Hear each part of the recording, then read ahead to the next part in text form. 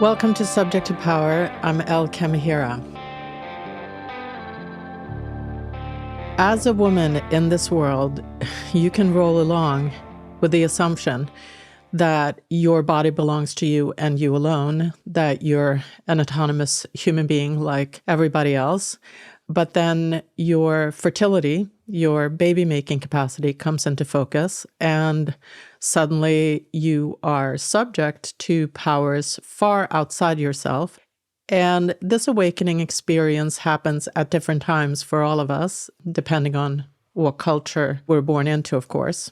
For me, this happened when I was barely 15 in Stockholm, Sweden, where soon after my first period, I was sent to a state clinic to get me started on birth control pills. I was not yet sexually active, but no matter. They gave the p-piller, as we call them then, out like candy to all teenage girls as a matter of state policy at the time. I so happened had a violently bad reaction to the contraceptive pills and had to stop taking them. But not before the massive doses of hormones had altered my body into a shape I didn't recognize and that I hated for years. My guest on this episode, journalist and author of the Positive Birth book, Give Birth Like a Feminist, and My Period, Milli Hill, has reported on and written about this complicated zone. The zone where woman meets system, and where a power struggle often takes place between you as a supposedly autonomous woman and the powers that be. In this hour, we talk about the much contested world of childbearing and Milli's writing and activism to empower women and girls to reclaim their self-determination.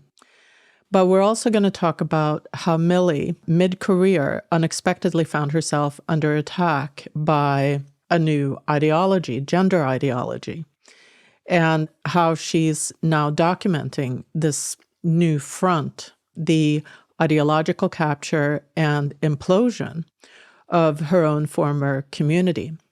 These are women's organizations in the areas of menstruation, breastfeeding, pregnancy, antenatal care, birth, etc., that once were exclusively for women and girls, but are that no longer.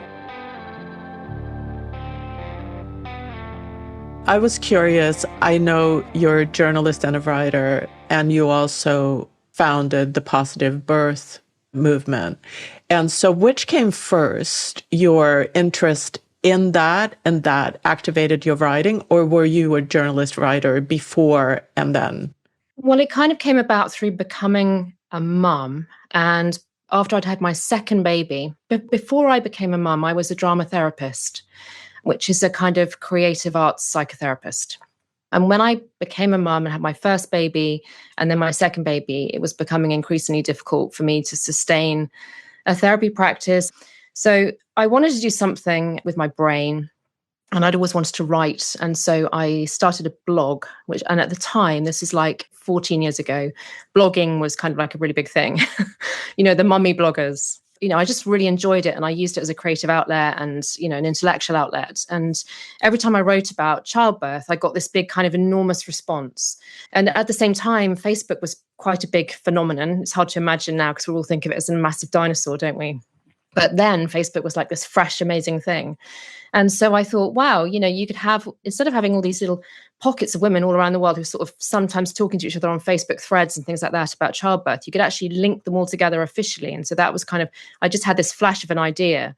And that was how the Positive Birth movement came about. And I didn't expect, so I'd already got a little bit of a following for writing about the politics of childbirth. And then I kind of just late at night thought, oh, how about we start this whole movement, thinking there would just be a brief idea. And it just took hold so massively, so that within like a year or two, we had hundreds of groups. And within like 3 years, we had like 450 groups all around the world, which I never, like I say, I never really anticipated. So to answer your question, I came to writing through I'd always really enjoyed writing, but I just came to it through blogging, and then that escalated into the Positive Birth movement. And then I started getting professional journalist work for like UK newspapers. And through that, I got a column. And then through the column, I wrote the first book, the Positive Birth book. So it was just kind of like a ladder. Tell me a little bit about what the positive birth movement is, or was, should I say? No, is. Yeah. Was. I mean, I don't run it anymore. It ran for nearly a decade. It started in 2012 and I shut it down in 2021.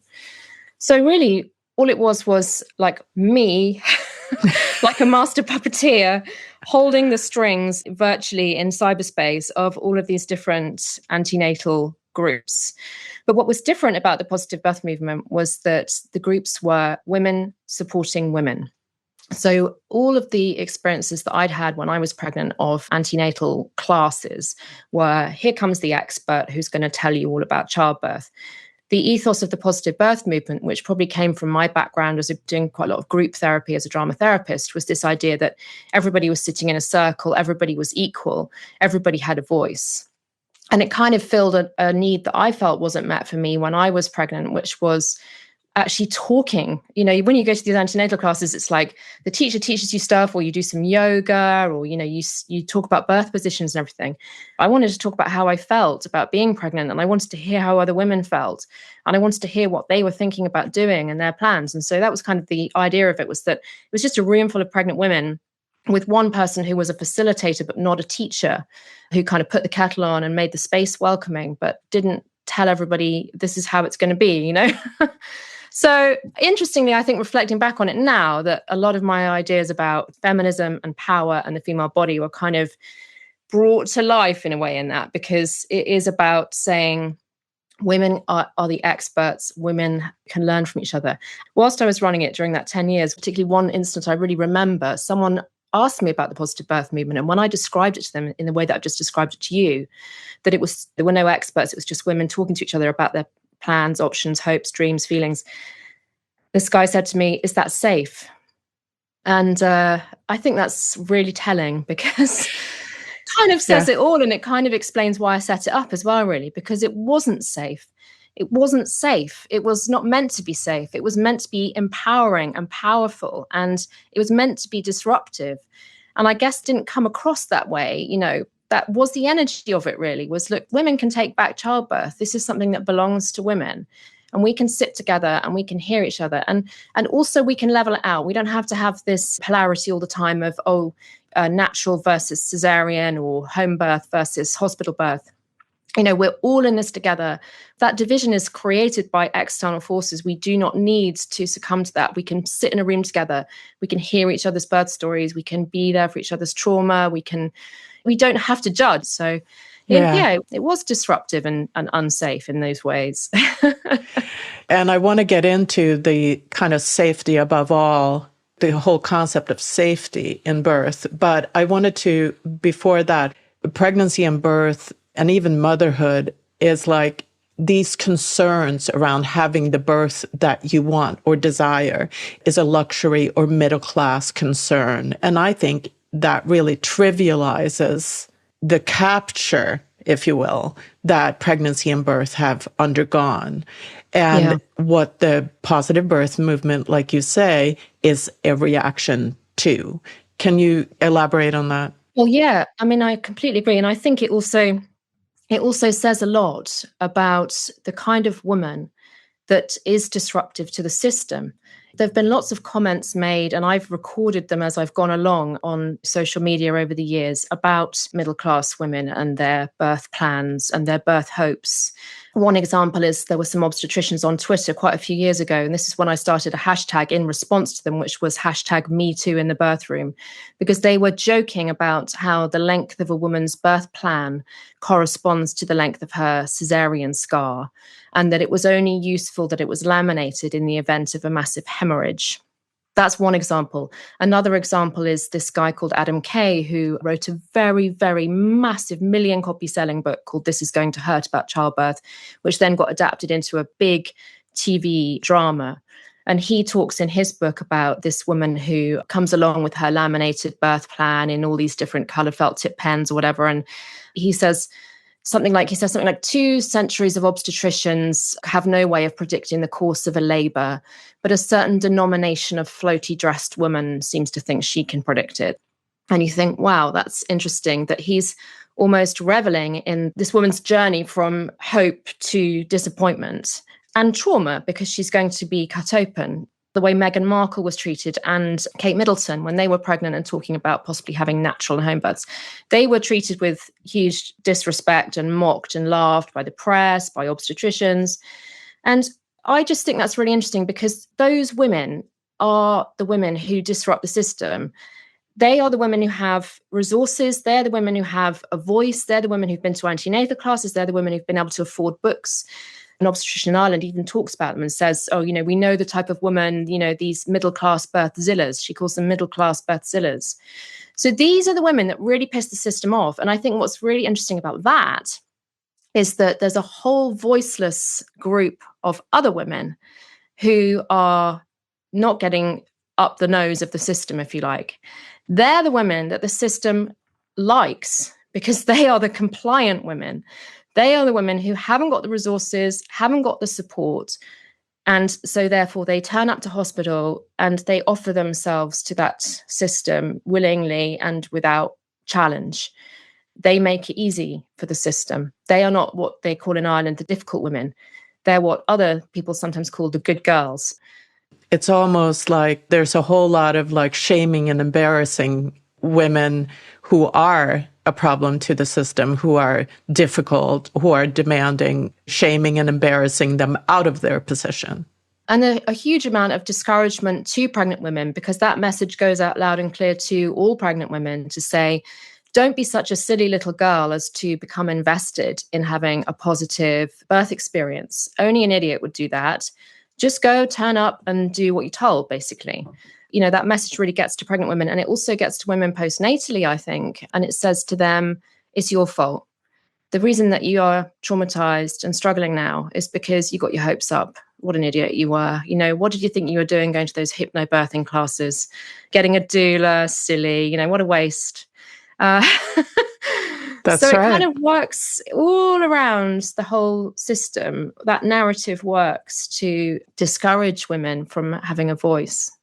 And also, in some sense, like condition you to think that birth is traumatic. And who are you to expect different? Exactly. I mean, that is what most people believe, to be honest, is that birth is inherently traumatic.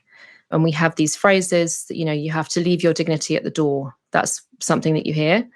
So that says a lot, doesn't it? And then there's the idea that a healthy baby is all that matters, which is often said to pregnant women, when they're planning their birth, they're thinking, oh, maybe I might have a home birth or a water birth or take some role in this. It's all about power. It's all about that power dynamic, just wanting to constantly flip it back so that the woman is the least powerful person. Yeah, and you call it playing the dead baby card. Yeah, I mean, and it literally happens to women, the dead baby card. It's a horrible thing to talk about, but, women are told, well, what would you rather have here, a positive experience or a healthy baby? And they're sort of flashed that idea that they must comply. And obviously, I think it says such a lot about how little faith we have in women to be the decision makers, to be autonomous, because women care so much about their childbirth experience. Often they do masses of research, they put masses of thought into it. And yet, as soon as they dare to kind of question, the assumption seems to be immediately that they are reckless, stupid, that they're taking unnecessary risks. And I don't think the vast majority of women don't want to take any unnecessary risks when they're pregnant, and they're very invested in having a healthy baby. But they're being given a choice between having something that's empowering for them and having everybody being alive at the end of it. And obviously, we all want everyone to be alive at the end of it. I mean, I can't believe I even have to say that. Of course, that's what everybody wants. But that should be the baseline of our expectations, not the pinnacle. There should be room for women to not come through it feeling hollowed out, traumatized, violated, which so many women do. That's what got me into the whole thing in the first place, really, was the stories of other women that I knew, from school or from my local area or from family.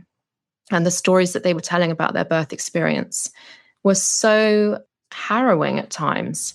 And you could always see it coming. You could always see the intervention and the loss of power coming as they told the story. And there was so much language of disempowerment in those stories. One of the things that leapt out was whether you're allowed or not allowed to do things in childbirth. And it's just so curious because we wouldn't use that language in other areas of our lives. It just says so much that we talk about birth in those terms. I think women or mothers are incredibly susceptible to being called a bad mother.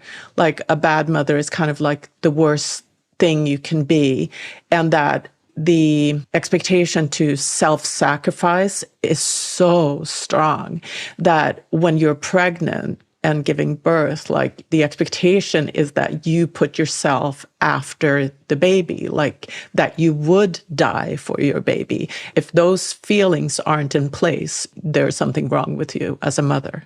Yeah, absolutely. And that's a really interesting question, isn't it, really? Would you? Because I don't know about that. I mean, I guess everyone's different. But I think in a lot of cases, women would prefer to be the one that lived. And I guess there's overlaps here with the discussion about abortion as well. And the idea that a woman is, once she's pregnant, she's kind of over. But the baby's needs must take precedence. And I don't think that in reality, that if a woman had to choose between her own life and the life of her unborn child, I mean, everyone's different, but I think a lot of women would say, oh, sorry, but I think I want to stick around. Absolutely. And as far as I'm concerned, like that's like life that hasn't yet begun. You're already a grown human being with the values that come with that. So in my mind, I would feel just like, and I've gone through miscarriage, like, so I know what that is. It would unquestionably be, I'll make another one. Yeah, exactly. But that's why this phrase, a healthy baby is all that matters, is so toxic, really, because it really says so much in just one sentence, doesn't it? That we really do have a system that prioritizes the baby over the woman, and that somehow writes the story that if you're alive at the end of it, that's a positive outcome, that's a good thing. But there's so much more to being healthy than just being alive. And for women to come through birth traumatized or physically damaged by what's happened to them, it can have lifetime repercussions. And the flip side of that is that the empowering births that women, very, very few women have, change women in a completely different way. I think we're really depriving women of a trajectory of empowerment. There's a rite of passage in childbirth, a crossing of a threshold, especially if it's your first baby. But in fact, you do it again and again. I've had 3 babies. To give birth, I've had 3 babies. My second and third birth, I gave birth completely without anyone touching me. And I did it myself. And I've spoken to many other women who've had babies in that way. And they all speak about it in the same terms, in terms of it almost like this huge sort of surge of power that you feel. And, if you're taking that away from women, it's not just about not having a traumatic birth, it's depriving women of that experience that is transformative. I love what you write about that, actually. This sort of, I'm going to quote here, women who have their baby feeling totally confident in the loving support being left to give birth entirely under their own steam will most often talk of the experience in evangelical terms, a life-changing moment in which they felt sexual, sensual, strong, vital, and powerful. And that is what we lose. Yeah. And why would we want to hold women back from feeling all those things? Why? Yeah. Well, it's control, isn't it? We've talked about the good girl, that language is used a lot in maternity care still. A thing I talk about in the book, this midwife who talks about epidurals and how nice and quiet it makes the ward kind of thing. I think she said something like the alternative is unseemly. She used that word to a doula who I spoke to. So this idea that a woman who's really in her power, who's maybe on her hands and knees. It's a very sexual energy. You feel a bit voyeuristic to be around it. It's like a woman who's like moaning and groaning and maybe liquid gushing and, rocking, and she might be on all fours and she might be roaring, and it's very raw and animalistic and real.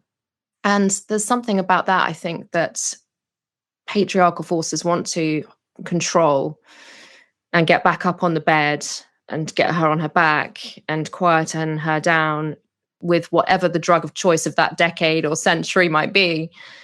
And then there's also something about that power, I think, that it makes male people very jealous, that men want to kind of lay claim to.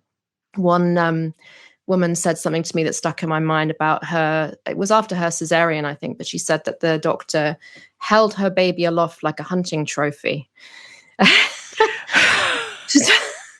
It's a horrible image in a way, but it's like that idea that I did this. Look what I did, and there are photographs, you can find them, that some of them are more historic, but of male surgeons holding the baby up after a cesarean, like, look at this amazing thing that I've achieved. Yeah, and also the whisking away of the baby and then giving the baby back fully swathed and cleaned and whatever to the mother, as if, she had nothing to do with it. She's being given this thing that's now packaged. Yeah. And like the cutting of the cord, all was being done for a long time with straight away after the baby was born. There's absolutely no evidence to support that practice, but just to kind of get that baby away from the woman as quickly as possible, basically. Midwives had to really work to provide evidence not to do it, not to interfere in that way before it stopped. And it still happens now, that it's cut too soon and quite quickly. There's this sense of panic and sense of urgency around the moment of birth. It becomes very hurried and rushed, and it takes so much away from that moment, which is really a mammal moment of having the baby on your chest and it being peaceful. Mm-hmm. Yeah, you talk about that birth left alone has a lot of the same energy, sexual energy that got the baby in is the energy you need to get the baby out, in that the female sexuality is really on display in, the waves of energy and power, instead of the sort of get hard and jerk in and out and then shoot, which is male sexuality. And I feel like you're so right. Like, the male sexuality applied to a birthing scenario, and it feels so wrong. That's right, yeah. And women who are left to their own devices sometimes do feel quite sexual in birth, or even orgasmic.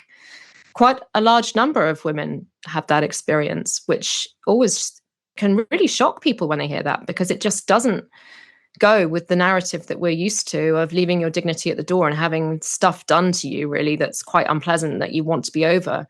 But then that in itself reminds me of, like, lie back and think of England. That's that energy, isn't it? Of like, sex is something that you don't enjoy. You're only doing it because you have to produce a baby at some point. So however horrific it is, no matter how uncomfortable you feel, no matter how much your dignity is lost, you just lie back and let it be done. It will be done to you. You will not play a part in it. There's so much work still to be done. And it's quite depressing, really, how far away from nature we are continue to drift. The cesarean rates are going up and up. The induction rates are going up and up. And it's in the name of safety. Midwives and campaigners and researchers have been saying for years, that there are other ways to make birth more safe other than controlling women by inducing their labors and monitoring them throughout labor, and going down the kind of basically very American kind of model. Continuity of care, having somebody that you know and trust by your side, has been shown through research and evidence to have a massively powerful and positive impact on outcomes, on health, on safety, on people being alive at the end of it, all those things we want. But they don't go for those sorts of things. But the other thing to say, I think, that's important is that you don't want to throw the baby out with the bathwater, because I was tried to sort of build bridges in this conversation in terms of there is a value to medical intervention in childbirth. There are situations in which it's life-saving. It's a shame that we have because of the extremism, in a way, of the medical model and how it's becoming more and more extreme, we have a sort of extreme response to that in women, which is, I don't want to have anything to do with it. I'm going to free birth. I'm going to have my baby without anybody.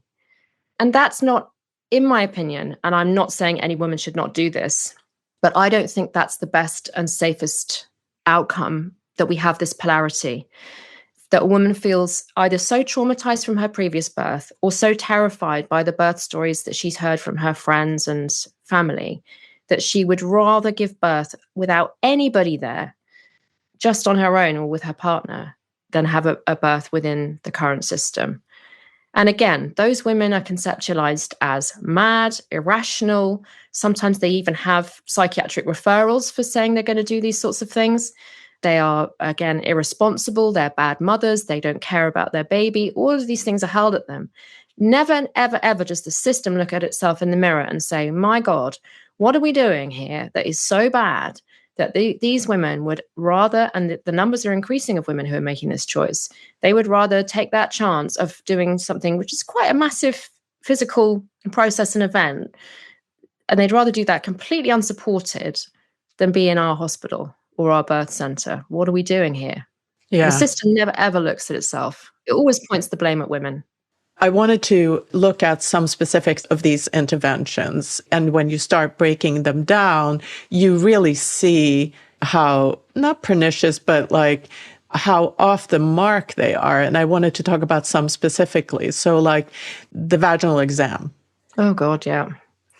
Constant. So if you can explain what a vaginal exam is and its role in the birthing process and why. I'm glad you asked about it, because it's an absolutely classic example of what we're talking about. So basically, it has been decided that this exam will take place every 4 hours during labor to see how dilated a woman is. So for those who don't know, when you're having a baby, your cervix gradually opens from pretty much shut to about 10 centimeters dilated. So by putting your fingers inside a woman and having a check to see how dilated her cervix is, you can get an idea of how far into labor she is.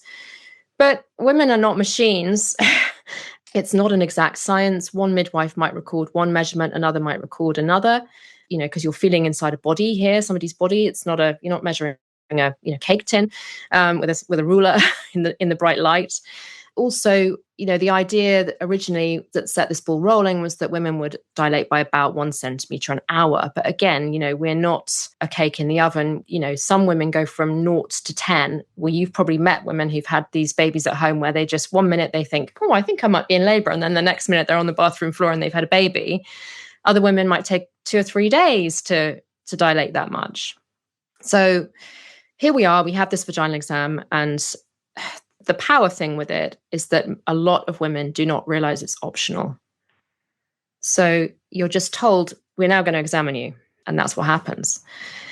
And in the pandemic, that ramped up another level, because we had women being told, you can't be admitted to the hospital, or you can't have your partner with you until you are X centimeters dilated.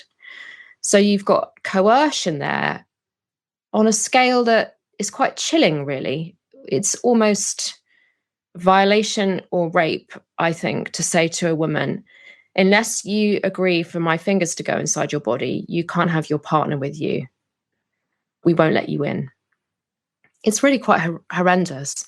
You've got that, and you've also got the fact that many women are having these exams without knowing that they can say no to them.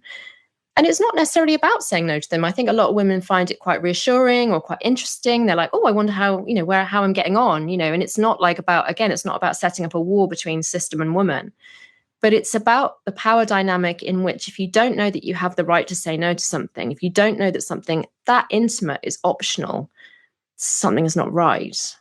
It goes back to what you said before. A lot of women come out of the process feeling violated.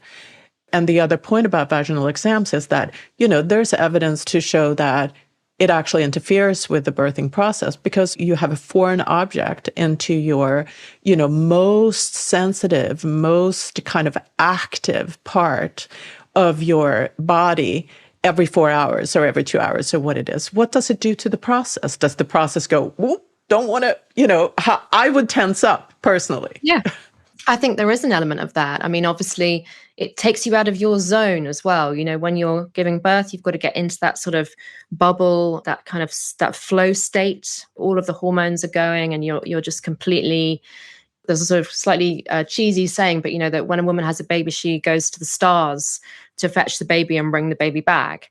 And you know, it's kind of a romantic idea, but it is how you feel on the inside is if you're being left alone, because it is like shamanic almost, the internal journey that you go on and the resources inside yourself that you're reaching for and finding.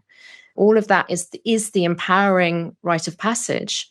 So to keep saying to somebody, sorry, but can I just do this? And come on, then, you know, can we just need to put you on the bed? Or, you know, all of that stuff is disruptive to what you're doing. And we understand that when we're talking about mammalian birth. You know, I remember an article I wrote a really long time ago about pandas in a zoo, but, you know, it was just a joke thing, really. But there was these pandas I think it was in Edinburgh Zoo. One of them was about to give birth and they were building this special enclosure and they'd shut the whole corner of the zoo off and no one was allowed to go near it. And you think, you understand that there's this mammalian need not to be disturbed. And with women, often the opposite is happening. It's disruption after disruption from people you don't know as well. It's not even like it's people that you trust who you feel are coming to you with that kind of loving energy that you know they wouldn't be disturbing me if they didn't need to. And it's the clock that's saying this has got to happen as well. And if you are in labor and everything is literally cracking on and going on as it should, then there is no need to see how dilated you are. You're either going to go forwards or you're not, you know, and most women do. So it's if there's a massive holdup and everyone's thinking, this is strange, you know, things seem to have quietened down again, or, you know, if you're watching the woman and there seems to be something that isn't right, then there may be arguably a place for checking or checking in with a woman.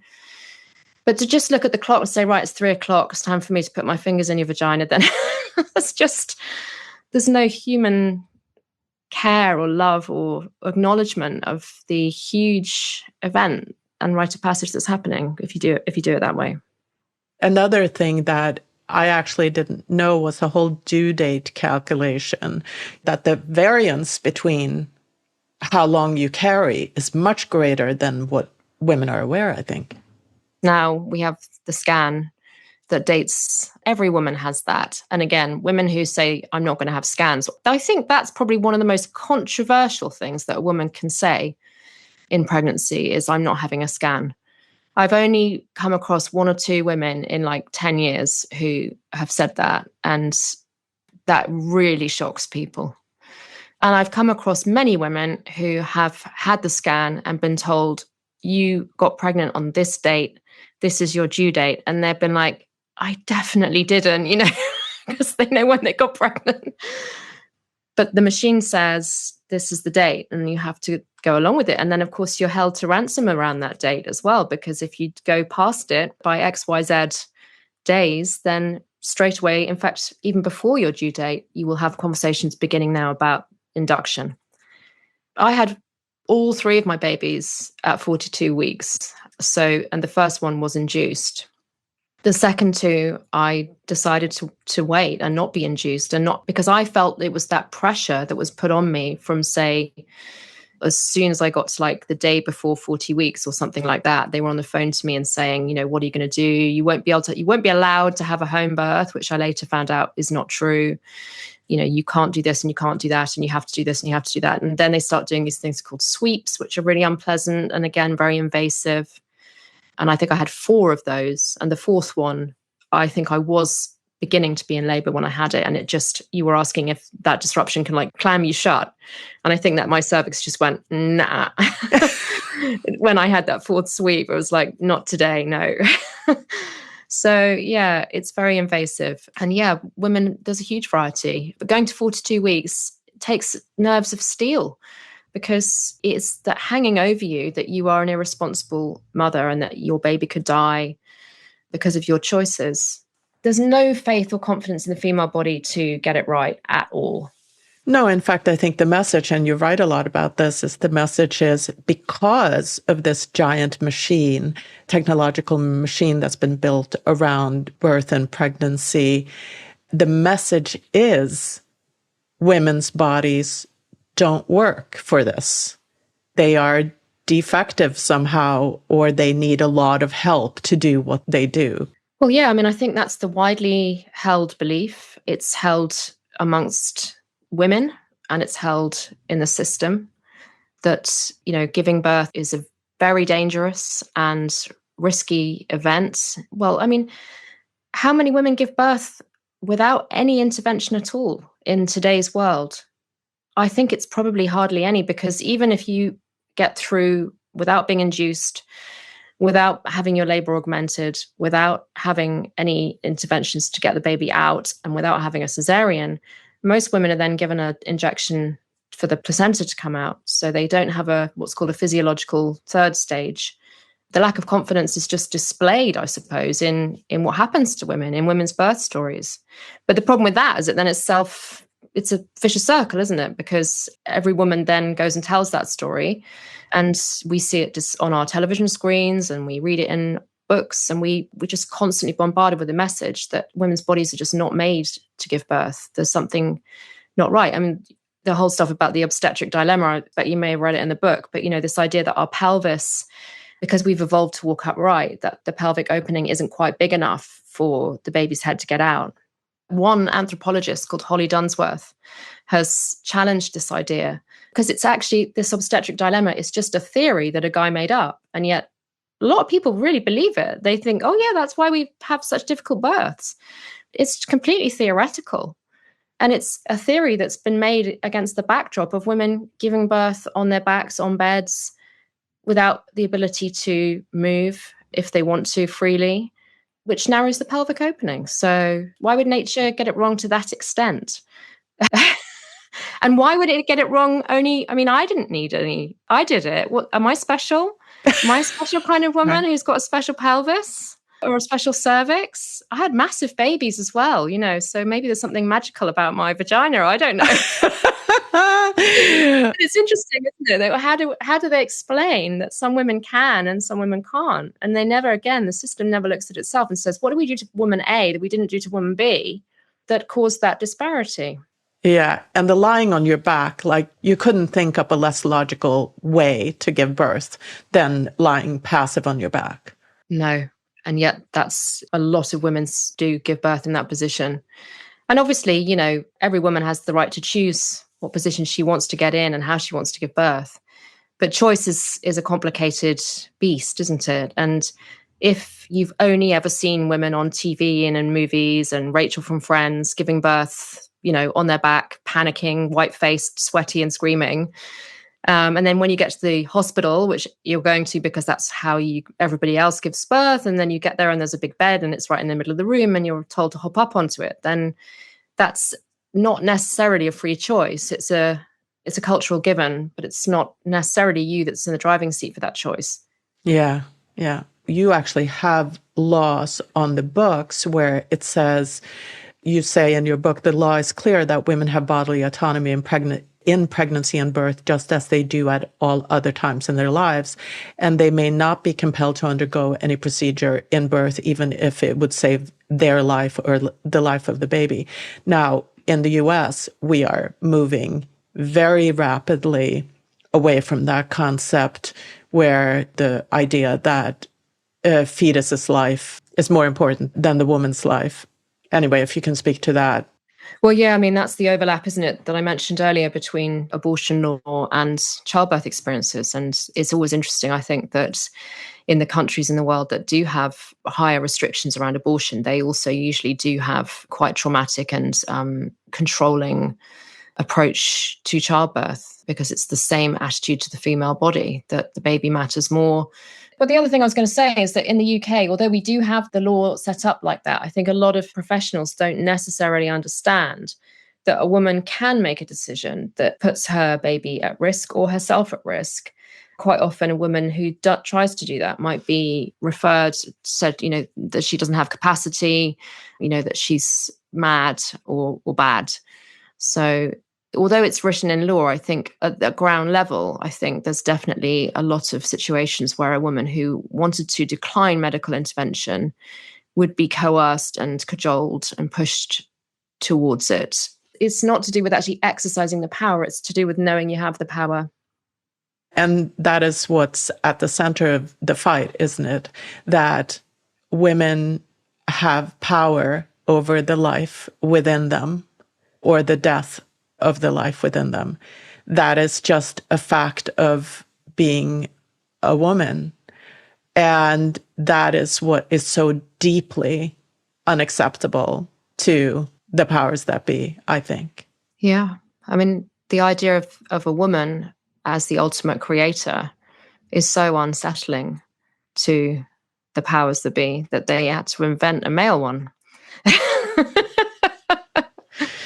That's right. You know, we are the life givers, we are the creators, but that's not the story we're all told throughout our lives, really. Yeah, that's right. Here, it has gone as far, in the US, I'm talking about, it has gone as far as really criminalizing pregnancy to a certain degree. You hear stories of forced cesareans, for sure, or women who have been prosecuted for miscarrying, falling down the stairs, or let alone like doing intentional things like taking drugs and whatnot. I don't know Yeah, what there's you some of see those of that. stories. Yeah, in my book, I think. Yeah. And we have an organization here in the US called Pregnancy Justice, a staff of lawyers that were sort of dispatched to defend the women who have, these things had happened to. But Pregnancy Justice have now wiped all language from their organization that says mother, woman, all female vernacular has now been wiped from. And I know you have had a lot of experience with this, and I'd like to kind of talk about that in your own experience and what you've seen around you and what you've documented. Yeah. Well, it's been really interesting and hard to be at the pointy end of that situation as someone who writes about women's health and childbirth. My first book came out in 2017, the Positive Birth book. And at that time, the positive birth movement was in full swing. It wasn't really an issue. The language thing wasn't, from where I wasn't hearing about it.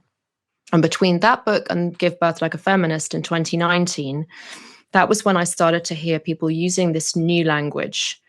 I'm talking about at midwifery conferences and places like that and social media posts, people talking about birthing people and people talking about being assigned a sex at birth. Those two phrases were the two things that I heard and gave me pause. I feel like for a while I was kind of at a fork in the road. I didn't really know what to make of it all. Like a lot of people, I was trying to work out what is actually going on here. This is kind of doesn't feel right, but is it me? Everyone was being told this is just like gay rights. This is a new thing that everyone has to like get on board with. No one wants to be on the wrong side of history. That was used a lot. There was a lot of pressure to suddenly change language, especially in kind of 2019. I kept the word woman and I didn't add any disclaimer or change of language into Give Birth Like a Feminist, but I nearly did. I was at that sort of point of really not knowing which way to go with it. And in the end, I thought, actually, this is a book about what happens to women on the basis of sex. This is a book about the female body. And I feel okay about using the word woman in a book that's about sex-based violence and sex-based oppression. But now looking back on it, I realized that actually was quite a controversial opinion. I mean, luckily I didn't really voice it anywhere. I just thought it in my own head. But then when the pandemic started, I started to like have more time, I suppose, like we all did, to kind of like read, and the conversation was ongoing. I'd started to follow someone on Twitter called Jane Claire Jones, and she was tweeting a lot about the treatment of children who are gender questioning and the charity in the UK called Mermaids and all of those sorts of things. And I started to have my mind blown. And my first instinct, which is like, this language doesn't make sense. And where has it come from so suddenly? And why is everyone suddenly changing this language when in the world of maternity, we've had all these other terms that people have objected to, like incompetent cervix or good girl. And we've been asking for those terms to change for decades and no one's done anything about it. And now suddenly we've all got to say this thing, birthing people or assigned female at birth. And also assigned at birth doesn't make sense because you're not assigned a sex at birth. It's innate. You can see it on the scan if you have a scan.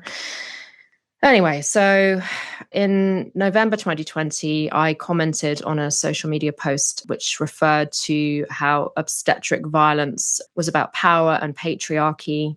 And then it went on in the post to say that birthing people are seen as the fragile sex.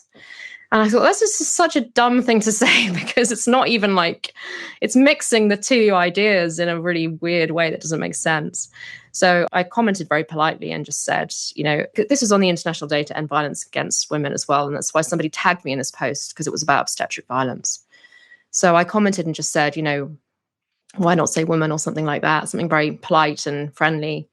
And they were like, suddenly got sort of annoyed. And I was like, well, that's okay. If you want to say birthing people, that's fine. But why not say women and birthing people if you're going to, I would just say women. But if you're going to change it, why would you just take the word woman out completely? Anyway, then that was when my cancellation began. So it was a very innocuous little tiny exchange on a post. But I think people smell heresy on you at the moment. I think people already knew that I wasn't complying. I was clearly not signaling enough that I was in what I now consider to be a cult, a linguistic cult, amongst other things. So I wasn't using all that language. I wasn't playing along. I was asking too many questions. I'd been caught asking questions a few times. And here I was again saying that you shouldn't say birthing people. And so really all hell broke loose. It was absolutely horrific. I was just, how do you describe it? Literally put on the pyre and burned on Instagram, called every name under the sun. Threats or no? No, because it wasn't those people who were coming after me. The people who were coming after me were all female midwives, doulas, hypnobirthing teachers. So it wasn't like, which I have had since, I'll die turf kind of stuff. It was more, this woman is a bigot and a transphobe and hateful, and you should burn her books and never mention her name again, basically. Just get rid of her. And that is basically what happened.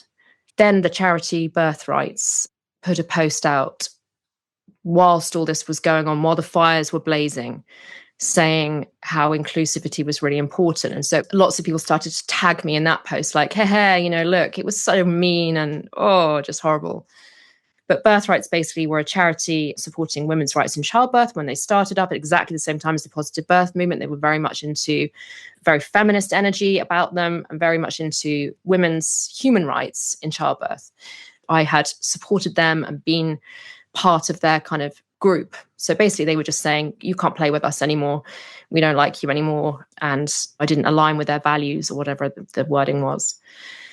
So then, that rumbled on, and I've been deplatformed from a big conference in New Zealand. I've had lots of other more minor kind of social media incidents. I spoke at a midwifery conference last week for the first time in 4 years. That's because nobody dares invite me anymore. And in fact, that conference had a lot of trouble over inviting me and were pressured to uninvite me. And the only reason I was not uninvited was because the woman who invited me stood firm and was able to articulate in a very kind of even-handed way without starting another war. She was able to sort of like shut down the protest. But petitions and all that kind of thing, they've all happened, and it's been quite horrendous. You're a writer. Has it affected your career in real terms? Yeah, I think obviously I shut down the positive birth movement. I was already struggling to hold such a huge thing anyway, but I think that was the final sort of nail in the coffin for me. I just felt like I can't put myself out there anymore. I just wanted to go away and hide from it all, really. I have carried on writing. I haven't been dropped by my publisher, which is fantastic. That could have happened. I'm sure there have been many, many jobs that I've been passed over for and continue to be passed over for, because I kind of decided to go all in with it. I kind of decided to just be honest, to continue to speak my truth, to continue to try, the majority of the time, to be polite and thoughtful in how I approach it, but just to keep saying what I believe, which is that we don't need to change language at population level, and erasing the word woman will have real world consequences for people who are actually female.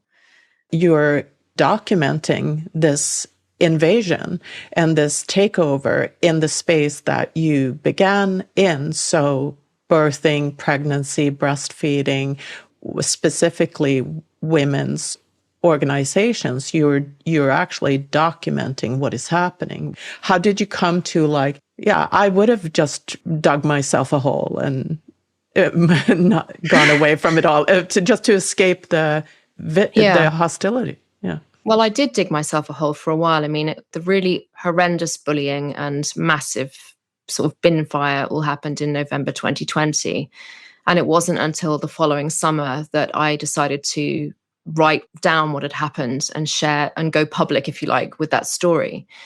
Other women's experiences and stories gave me the confidence to do that. What happened to me initially, and I'm sure other women who've had this experience will relate, is I felt it's me. It's me they hate. I am a bad person. Somebody once described it to me as unmasking. So it's like as if the bullies and the people who are attacking you have taken off your mask that you have created and that you have been presenting to the world of this quite nice person who's trying to change childbirth and likes writing and has got kids and da-da-da-da. Off comes the mask, and underneath they reveal this horrible darkness, this evil that you had also been keeping a secret even from yourself. And there's sort of that kind of public shaming. I think that for me, that's a really, really good kind of sort of metaphor for how it feels. Initially, you feel, I have revealed my true self. I am a horrendous person. I'm a disgusting, disgraceful person. You believe all the things that you're being told, basically. And what helped me to kind of rebuild after that, and it took me a long time, and I'm still doing it sometimes because it comes back. It will never leave me. For the rest of my life, I will always have had that experience, and it will always haunt me, I think. But how it helps you to rebuild, I think, is to hear that the same thing happening to other women. Because then you start to think, oh my God, this isn't personal. This is actually happening over and over again to women who speak out against this ideology. And they are all having the same treatment and they're all having the same experience. I mean, they can't all be this terrible, evil, dark witch that I have come to believe I am. You know, that one over there seems really rational and reasonable.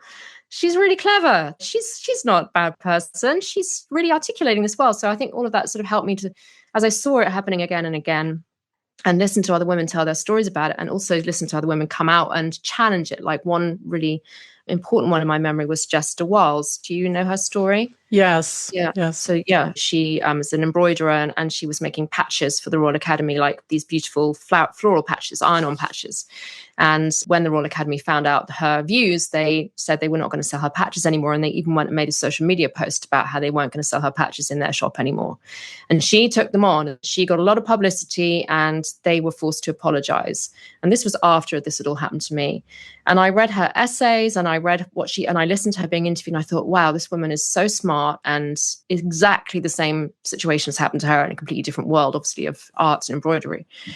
All of those things gave me confidence to begin to see that this is something bigger than me that's going on here. And it's not about me. I'm not a bad person any more than the next person is. None of us are perfect, but I'm not this terrible hate figure that I've been portrayed as. So yeah, that was how I kind of began to build things back up. And I think then once I came out and told my story, I got this massive outpouring of support. I wished I'd done it sooner because I had thousands and thousands of emails from women supporting me, and even J.K. Rowling tweeting, about her support for me. And it was amazing. And so, yeah, that just made me think, actually, the whole world hasn't gone mad, that everybody gets this. There's a whole bunch of women who are pushing back and fighting against this. So then I just felt like I'd found my tribe. And then I thought, look, this madness, I've kind of got this platform. They want to burn my books, but they can't take those books away from me. I am still the author of 2 books about childbirth, and I do still have a voice in that way. So, and I was seeing it happening at ground level in the world of midwifery, menstruation, breastfeeding, where language is being changed. And so I started just tweeting about these things because people would send them to me. And then for the last year, I've been documenting them on my Substack. And really, it is quite therapeutic to do it because it's like so many people have said to me over the past few years, oh, don't be, this is so alarmist. You're just making this up. This is women being erased. What are you talking about? I don't even have to have the argument with them anymore. I can just say, look, I've now written 52, I think, posts of these examples of women being erased from language. Have a look. There they all are. So yeah, it's quite a good feeling to have done it, really. And it feels important because I want people to be able to look back on this and see the madness of it. I feel that will happen soon, hopefully. Yeah, I feel like I've been sitting, waiting for the things to tip over for several years now, just thinking this will make people realize. Another card has fallen, I think, this in the last couple of weeks with this La Leche League story, because I think a bit like the sports, the sports ones are good because when people see the visuals of a man in women's sport, they start to get, oh, right, okay, now I see what you mean, And I think the idea of a man at a breastfeeding group is also helping people to sort of wake up a bit.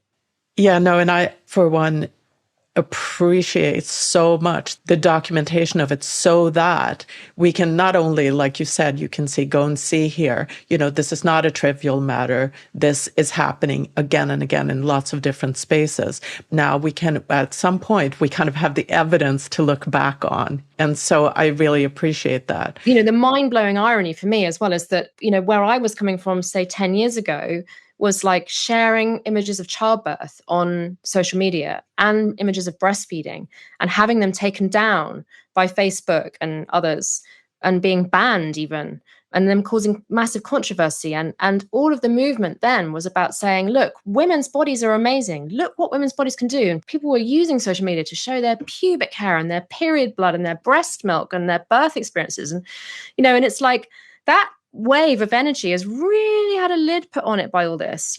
People have suddenly had to sort of go, oh, is it okay for me to share this? Is it transphobic for me to?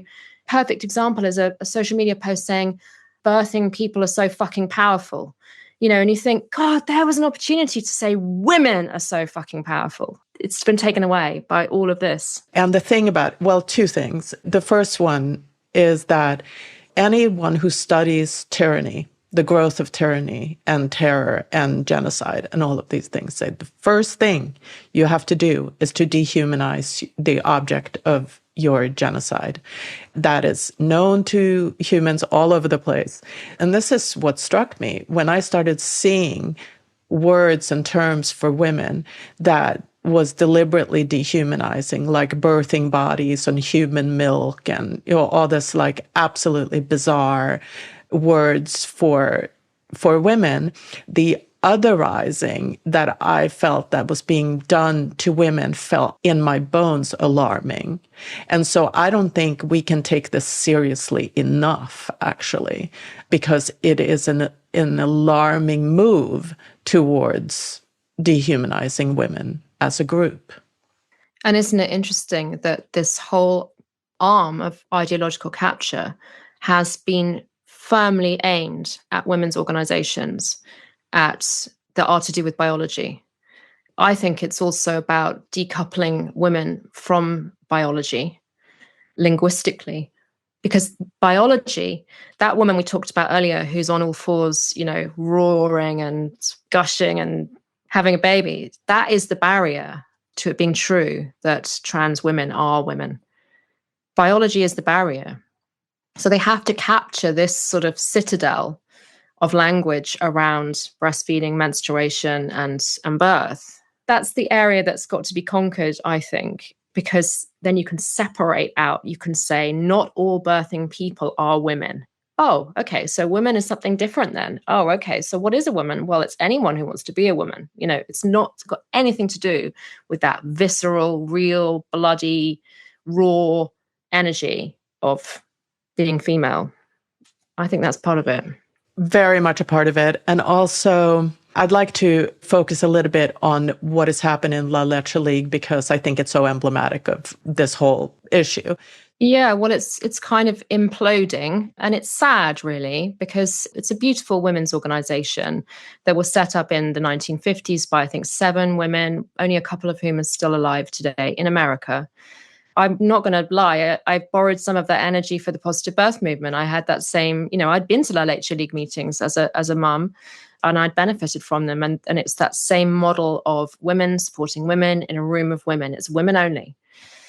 And yeah, it's just slowly been ideologically captured in America. And now that same ideological capture has destroyed or is in the process of destroying La Leche League GB, which is like the British arm of it. What they've done is they've made it a mixed sex organization. Now they've got policy documents that say everyone's welcome at La Leche League, any chest feeders, breastfeeders who want to feed human milk, and it's all spiraled.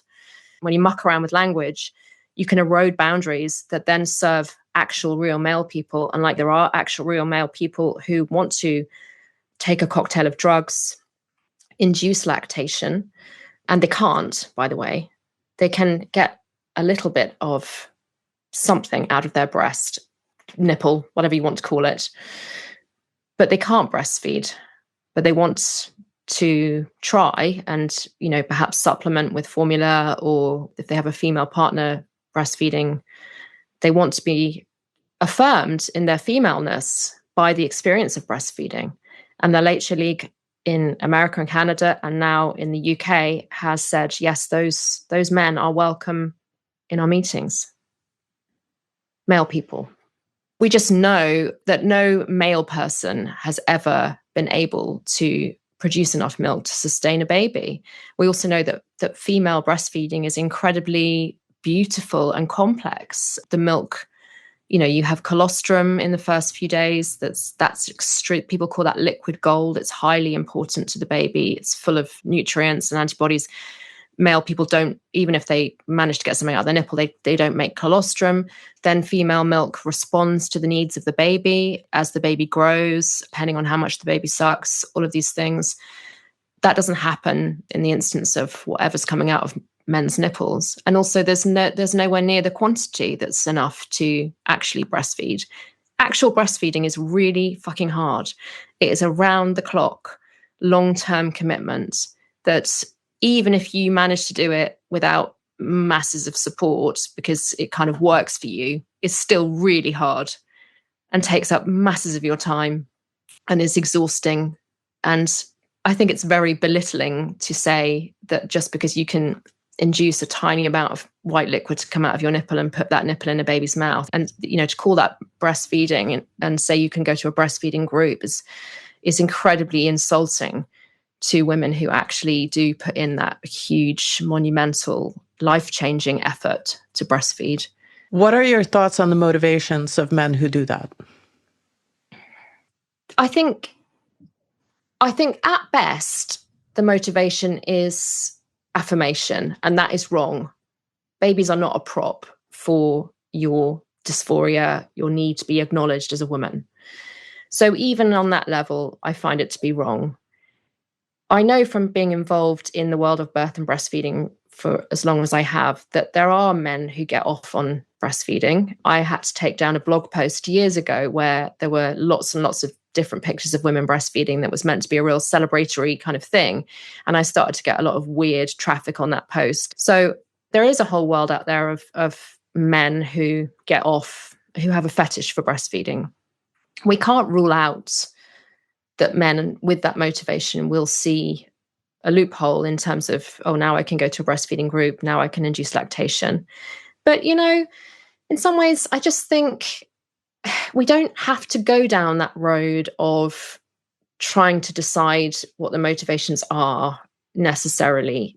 It's okay for women to have something for themselves. It's okay for women to have boundaries.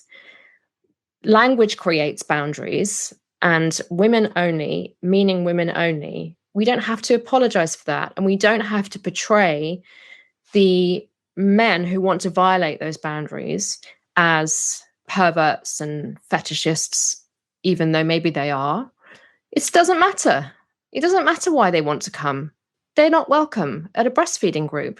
And we shouldn't have to tie ourselves up in knots worrying about whether it's a fetish or not. That's my feeling anyway. I mean, boundaries are important. And a women-only breastfeeding group is for women who breastfeed. End of story. Yeah, end of. Yeah. That's the line. That women have the right to their own private spaces for any reason. Yeah, the motivation of the person who wants to come through that door is irrelevant, really. There's a door and they're not coming in. But it is such a muddle, isn't it? The be kind thing is a very powerful thing, I think. The socialization of women to be the ones who kind of make way and give up what they have and be sacrificing, like the good mother, and all of those sort of things are all tied up with this. And I think a lot of women find it very hard. He's a trans woman who really just, is a woman and really wants to breastfeed. And they really can create a story around that. That means that it's unkind and hateful to exclude them. I find that really interesting. Yeah, no, I find that extremely interesting too, how we struggle with excluding anyone, as if that's like the absolutely most unwomanly thing or the most shameful thing we can do. Yeah. And the funny thing about breastfeeding groups like La Leche League is that they were excluding people. They were excluding a whole bunch of women who feed formula milk, and they weren't apologizing for that. So why is the boundary now being eroded because men want to come in? It is exclusive. Breastfeeding is exclusive. Yeah. And I also think we struggle with that women say no. Oh, we definitely do. Yeah. Not okay to say no. No. And you do see that playing out all the time in these social media posts that I report on of, where there is pushback against this new language. The be kind and the inability to say no stuff is just really playing out for them.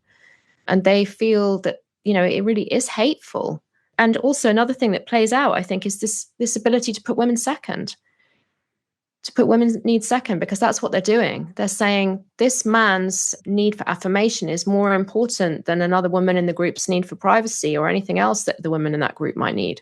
More important than the whole organization of La Leche League. They're willing to let that organization that's been going for like 70 years explode in front of their eyes, just so that a man can be allowed to attend. That to me is just like internalized misogyny on steroids.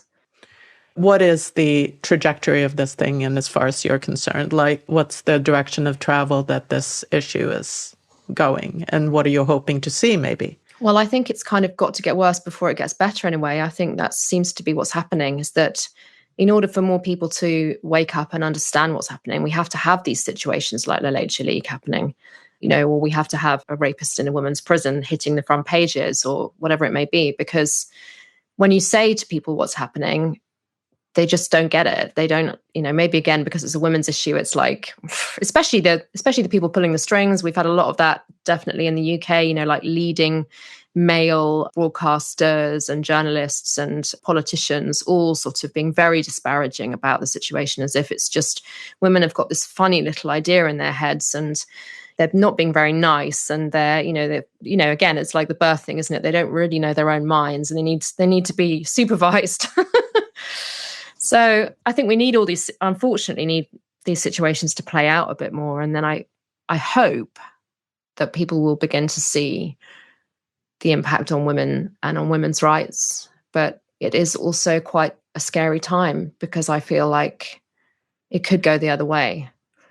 And women like me could be confined to the dustbin of history. And, I could end up being on the wrong side of history, if you like, in terms of how I'm perceived in 20 or 50 or 100 years' time. People could write about me as one of the women who didn't understand how important it was to get rid of biological material reality of sex. Here's to that not happening. Yeah.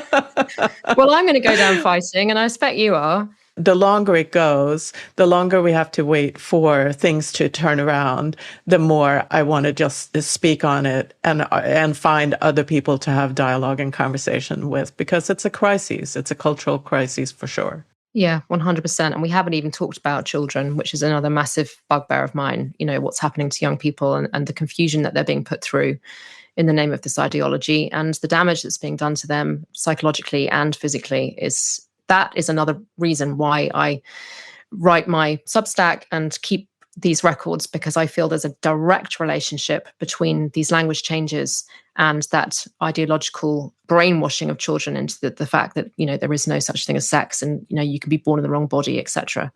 It's all part of the interrelated mess we're in. Yeah. And children's voices shouldn't be forgotten. Yeah, the stakes are very, very high on this. Yeah. They are. Yeah. Well, thank you. Thank you so much for talking to me for as long as we have. And I really, really enjoyed having a conversation. I absolutely love your podcast. And I love how you. wide-ranging it is and how it makes all these connections between all of these different areas. Thank you. I try to keep it going. Yeah, please do. Please do. Okay. Right. Take care.